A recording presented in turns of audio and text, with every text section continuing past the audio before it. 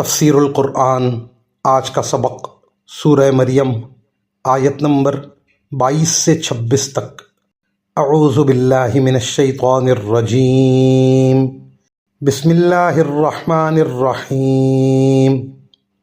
فحملته فانتبذت به مكانا قصيا فأجاءها المخاض إلى جذع النخلة قالت يا ليتني مت قبل هذا وكنت نسيا منسيا فناداها من تحتها ألا تحزني قد جعل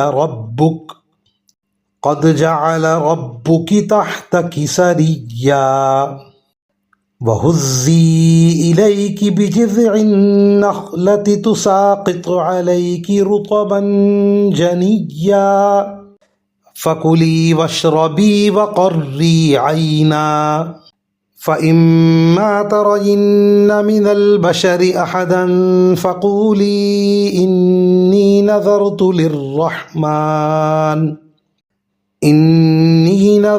للرحمن صوما فلن أكلم اليوم إنسيا۔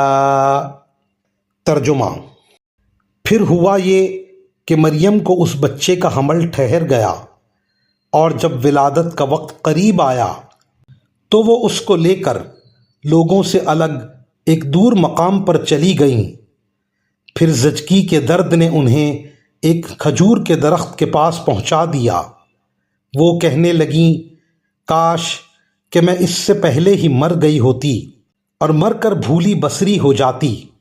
پھر فرشتے نے ان کے نیچے ایک جگہ سے انہیں آواز دی کہ غم نہ کرو، تمہارے رب نے تمہارے نیچے ایک چشمہ پیدا کر دیا ہے، اور کھجور کے تنے کو اپنی طرف ہلاؤ، اس میں سے پکی ہوئی تازہ کھجوریں تم پر جھڑیں گی۔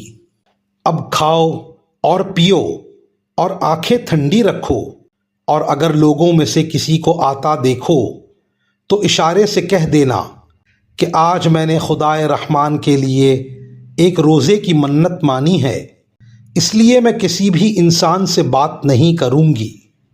ان آیات کی تفسیر میں مفسرین کرام فرماتے ہیں، ایک پاک باز عورت کو کنوارے پن میں بچہ پیدا ہونے کے تصور سے جو بے چینی ہو سکتی ہے وہ ظاہر ہے۔